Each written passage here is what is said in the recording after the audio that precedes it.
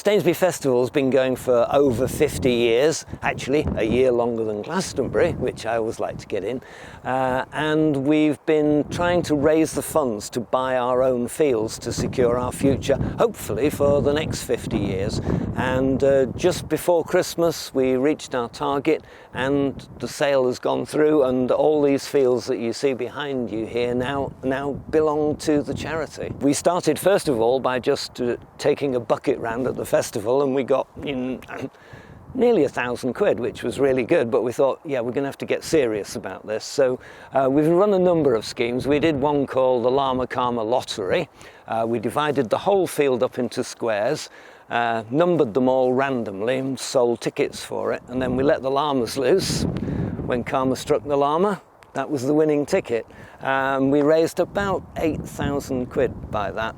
And of course, as the word started to get out and we publicised it more and more people started to come in.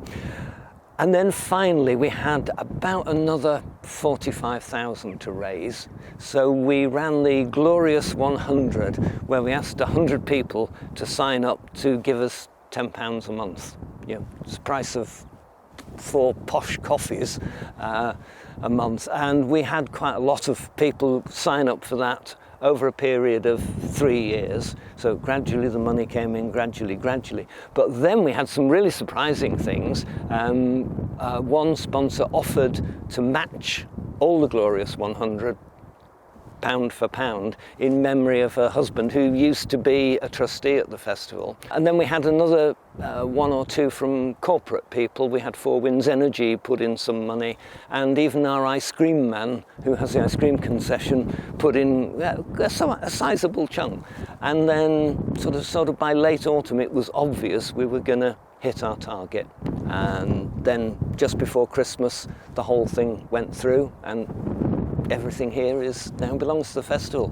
The reaction of people to it has been fantastic. We've had lots and lots of small donations from people who come to the festival or have some connection with it. It makes you proud and humble that people actually do want to support us, and that the festival actually means something to them. One or two of the people who came to the very first festival, but we've also got their children and we've got their grandchildren coming, and we've got grandchildren of the original volunteers actually working at the festival now. So it's become a sort of long family business in a way, even though we're not for profit and entirely volunteer run. We've got supporters who've been with us a long time. What was really great was the number of messages we got from people when we said, yippee, it's ours. Suddenly there were lots of messages coming in saying, terrific, it's really fantastic. One person even emailed in to say, I cried when I heard the news. And he thought, wow, I mean, I felt like crying because it's been such a long haul, but you know, it's really nice to get that kind of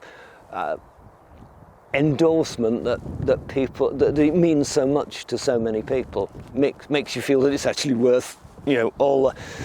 When you're in the middle of running, you think, why on earth am I doing this? And then you know why when you get that kind of feedback from people, and it's been another success. And just looking to this year's festival, can you just explain what date it's on and what you can expect from it? Yeah, well, this year's festival will be from the 21st to the 23rd of July in the usual places. I can't tell you yet who's on because we're only just sort of planning it now, and we tend to hang loose because we find that we can pick people up between other gigs and they'll come to us for less, since we're not for profit and we don't have a lot of money.